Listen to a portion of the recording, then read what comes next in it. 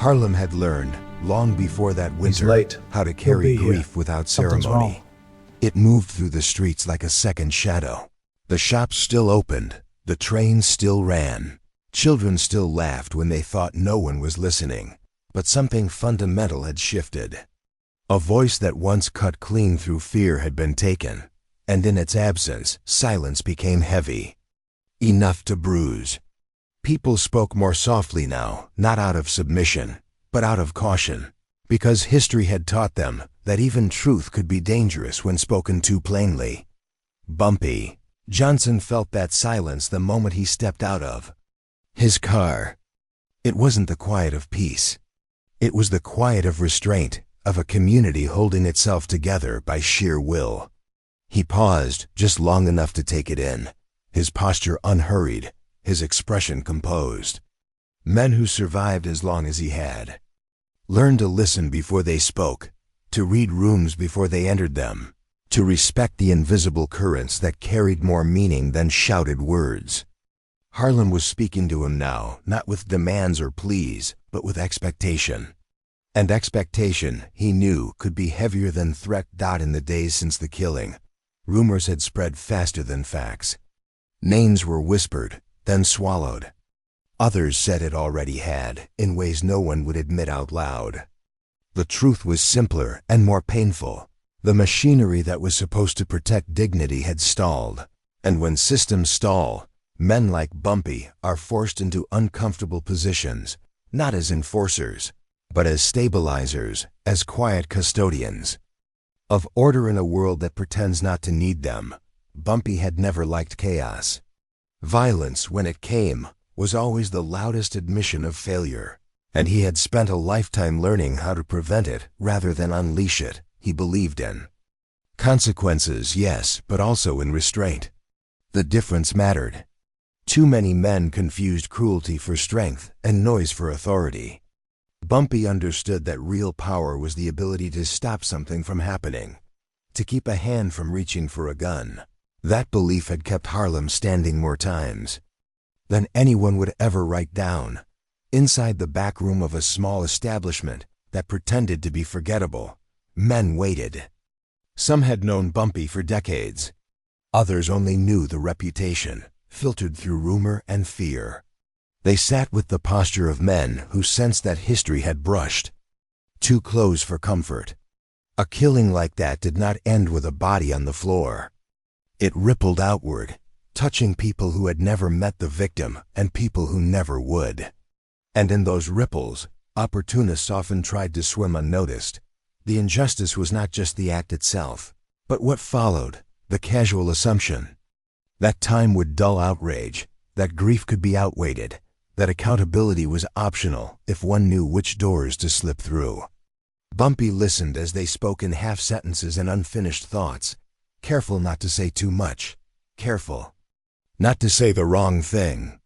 He noticed how certain names were avoided, how certain truths hovered just above language, unspoken but understood. This, he knew, was how systems failed, not loudly but politely. When Bumpy finally spoke, it was not to accuse or threaten. He asked simple questions, the kind that seemed harmless until men realized they had no clean answers. What did they believe would happen next? Who exactly did they think would forget? What kind of city did they imagine Harlem would become if this wound was allowed to fester untreated? His voice never rose. His tone never sharpened. Yet with every word, the room grew more focused, as if drawn toward a center of gravity they could not resist.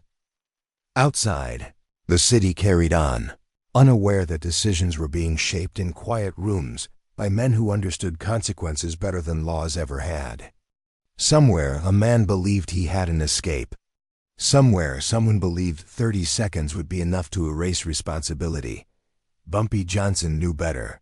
Time did not forgive. It only recorded. And sooner or later, every man was forced to read his own entry. As the meeting ended, Bumpy stood slowly, adjusting his coat with deliberate care.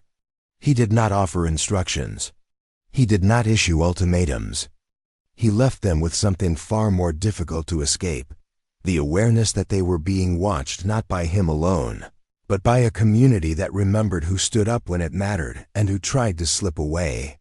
Harlem, wounded but unbroken, was waiting to see which men deserved its trust. Bumpy stepped back into the cold night, the streetlights casting long shadows that stretched toward tomorrow.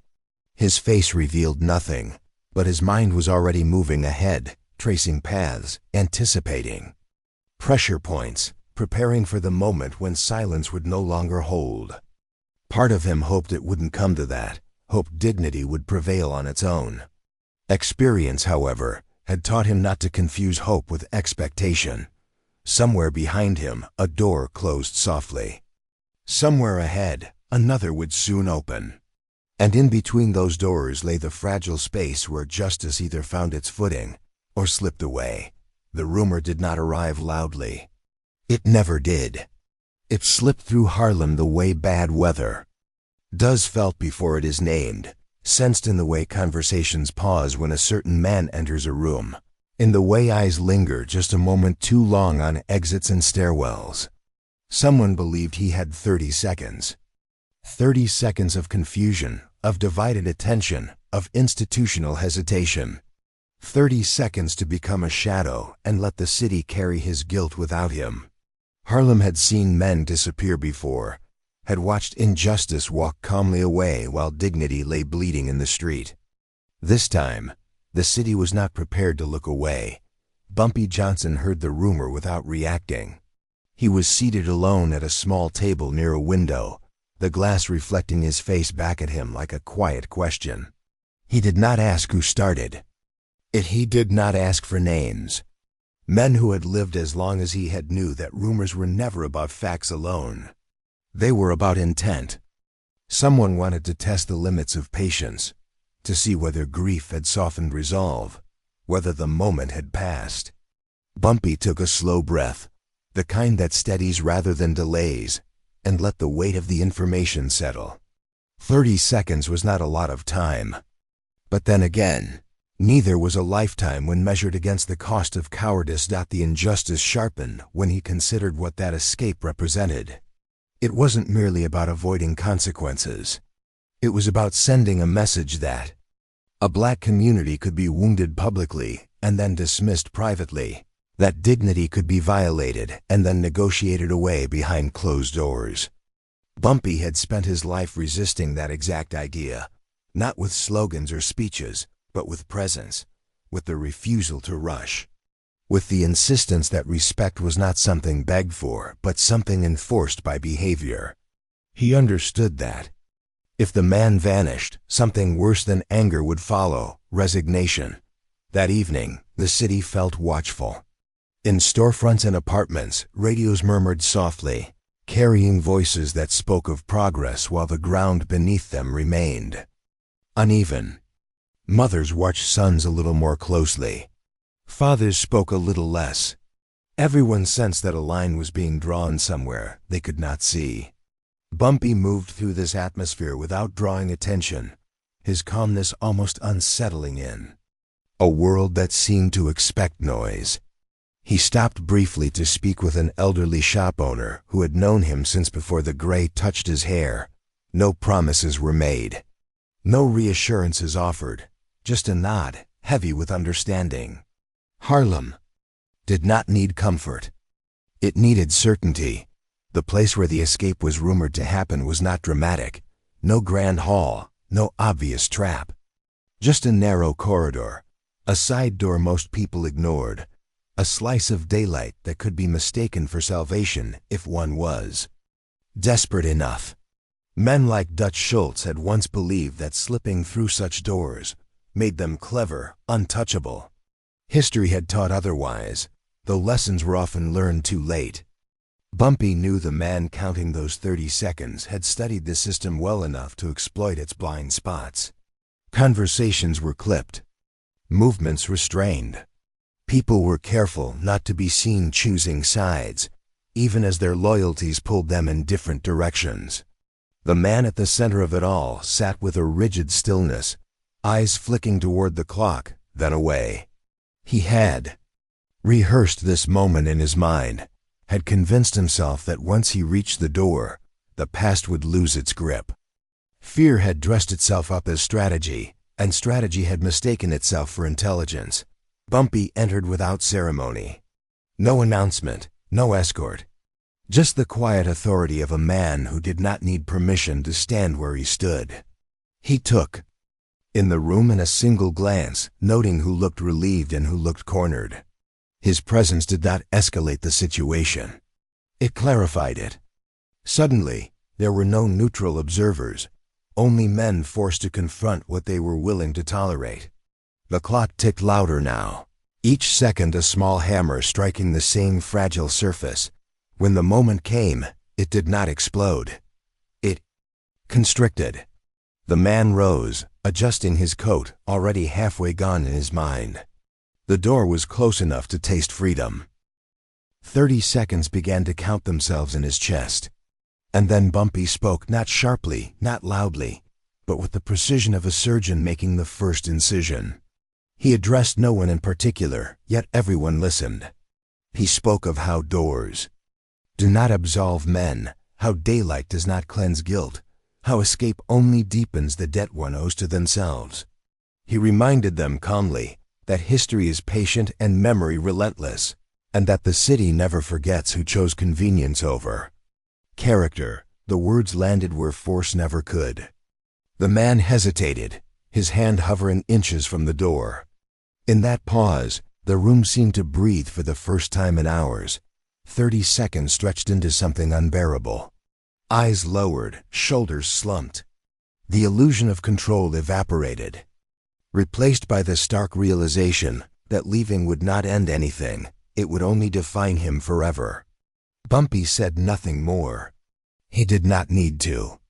Silence, properly applied, can be louder than any command. When the man sat back down, the decision made not out of fear but recognition, something subtle shifted. No cheers followed. No satisfaction crossed Bumpy's face. What filled the room? Instead was a solemn respect, the kind that comes when dignity is restored without spectacle. Outside, the city continued on, unaware that a fracture had just been sealed, that chaos had been denied its moment. Later, as Bumpy stepped back into the night, the cold air felt cleaner somehow. He knew this was not the end. Consequences still waited. Truth still demanded daylight. But the most dangerous thing, the belief that injustice could simply walk away, had been stopped at the door. 30 seconds had passed. And in that narrow window, Harlem had chosen itself dot by the next. Morning, Harlem no longer felt merely watchful. It felt leaned in, as if the entire neighborhood were holding itself at the edge of a decision it had not been invited to make, but would have to live with regardless. Word of what did not happen traveled faster than any official statement ever could. Men spoke in lowered voices about a door that remained closed, about 30 seconds that stretched into something heavier than time. No one framed it as heroism. They framed it as restraint, and in Harlem, restraint had always been the hardest virtue to keep alive. Pressure arrived from the outside almost immediately. It always did when things refused to unravel the way powerful people expected them to. Officials who had been content to wait suddenly wanted answers. Influential men who had stayed comfortably silent began to ask questions that sounded neutral, but carried sharp edges underneath. Why now? Why interfere? Why insist on order when chaos was so much easier to manage? The injustice shifted shape, revealing itself not as a single act of violence, but as a coordinated impatience with accountability itself. Bumpy Johnson understood this kind of pressure well. It was polite, indirect, and designed to make a man doubt his own footing. He did not doubt, but he did feel the weight. That afternoon, he stood by the window of a quiet room, watching the street below move in its familiar rhythms. A woman scolded a child gently. 2 men argued over nothing and everything. Life insisted on continuing, even when dignity was under negotiation. Bumpy's reflection stared back at him, older now, lined with the cost of carrying other people's expectations. He knew that by stopping the escape, he had shifted attention onto himself. Quiet authority invites scrutiny precisely because it refuses spectacle. The deeper injustice revealed itself in conversations held elsewhere, in rooms Bumpy was not invited into. Men spoke of stability as though it were a favor they granted, not a responsibility they owed. They framed restraint as obstruction and dignity as inconvenience. Someone suggested that letting things resolve naturally would be better for everyone involved. Bumpy heard about this secondhand and smiled faintly, not out of amusement, but recognition. Naturally, he knew, was often just another word for unfairly. That evening, Bumpy met with people who had no power on paper, but carried the moral weight of the community in their bones. An older man who remembered worse times. A young woman whose anger was sharpened by intelligence rather than rage. A preacher who spoke more with his eyes than his sermons. They did not ask Bumpy to act. They asked him if holding the line was worth the cost. It was the most honest question anyone had posed so far, and it deserved an honest answer. Bumpy did not romanticize the moment. He told them the truth, that restraint always costs more upfront than retaliation, that dignity is rarely rewarded quickly, that holding the line would invite more pressure before it invited peace. But he also told them something else, something quieter and more dangerous to those who preferred chaos. He told them that if the city allowed one man to walk away unchallenged, it would teach every future injustice exactly how to behave. Silence, once weaponized, becomes permission. Outside, tension gathered like a storm that refused to break. The man who had sat back down now lived in a different kind of fear, not of punishment, but of being seen. He understood too late that escape would have been easier than staying, and that dignity, once offered, demands something in return. He was no longer the center of the story, and that unsettled him more than any threat could have. Accountability strips men of illusion before it ever strips them of freedom. The suspense sharpened when word came that a public statement was expected. Not from officials, but from Bumpy himself. People wanted him to explain, to justify, to perform. They wanted the story simplified, dramatized, turned into something consumable. Bumpy refused. He knew that once dignity is turned into a performance, it stops being dignity at all.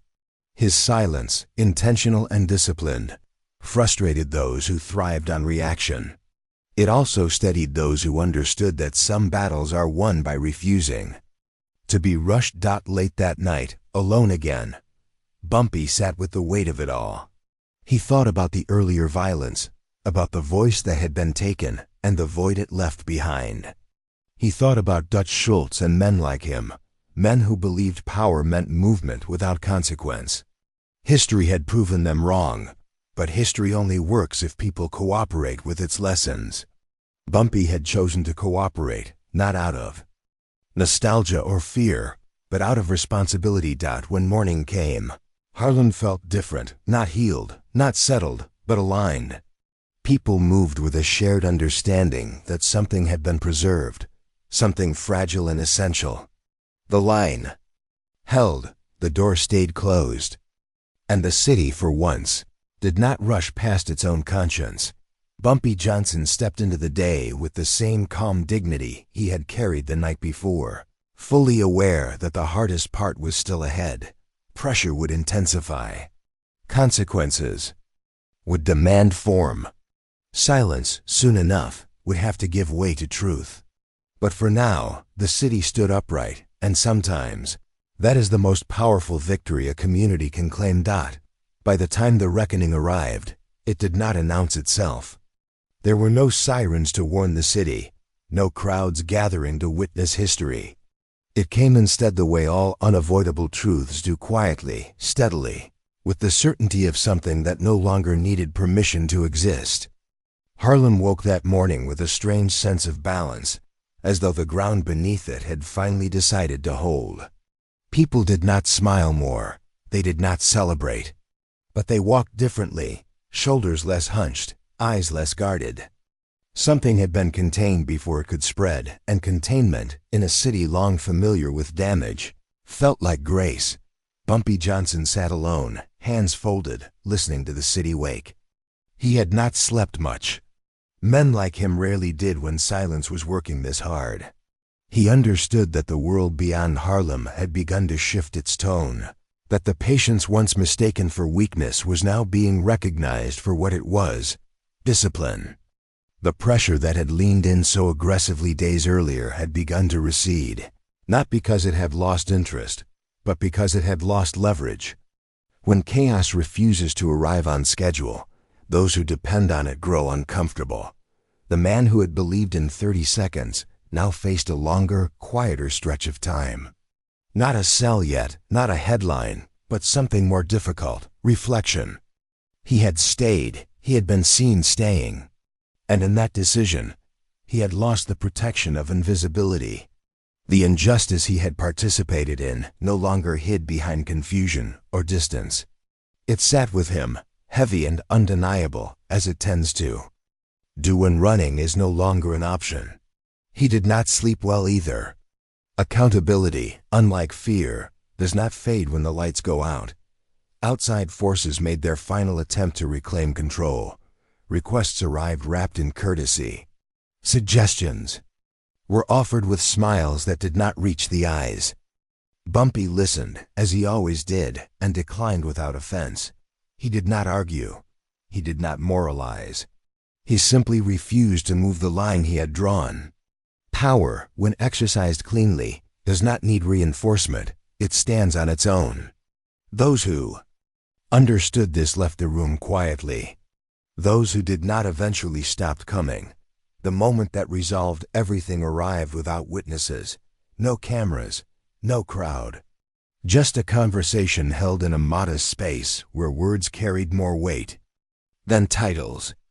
Bumpy spoke once more, not to condemn, not to threaten, but to name what had already happened. He reminded those present that the city had endured enough examples of injustice escaping consequence, that the preservation of dignity required participation from everyone, especially those accustomed to avoiding it. His voice did not carry anger, it carried finality. And finality, when spoken calmly, is impossible to argue with. What followed was not punishment disguised as justice, but justice allowed to breathe. Procedures resumed their proper shape. Truth found its path forward without interference. The man who had almost vanished accepted what was required of him, not because he had been forced, but because there was nowhere left to hide that did not cost him his remaining self-respect. That distinction mattered. Harlem had not demanded blood. It had demanded acknowledgement. When word spread, it did not spread like fire. It spread like relief. People nodded to one another on stoops and sidewalks. Conversations resumed without the tightness that had gripped them for days. Tears came quietly in places where anger had once threatened to overflow. Dignity, when restored, does not announce itself. It simply allows people to stand upright again. Bumpy Johnson did not linger for congratulations. He never had. He walked the neighborhood once more, the same measured pace, the same composed presence. Some people met his eyes. Some simply looked a little steadier, knowing he was there. He understood that his role had never been to replace systems or rewrite history, but to hold space until conscience caught up with authority. That was work that rarely earned gratitude and never sought it. As evening settled, Harlem returned to its familiar sounds, the hum of conversation, the distant music, the ordinary life that persists even after extraordinary strain. The silence that remained was different now. It was not the silence of fear or suppression, but the silence of resolution, the kind that follows when something fragile survives intact. Bumpy paused once, listening, allowing himself the smallest acknowledgement of what had been preserved. He thought of the voice that had been lost, of the injustice that had tried to repeat itself, of the door that never opened. He thought of Dutch Schultz and men like him, relics of a belief that power was something you took and ran with. Harlem had learned again that the truer power was knowing when to stand still. Bumpy Johnson disappeared into the night without ceremony, leaving behind no spectacle, no legend inflated beyond recognition. Just a city that had chosen dignity over convenience, restraint over chaos, and conscience over escape. And in a world that too often rewards the opposite, that choice was nothing short of extraordinary.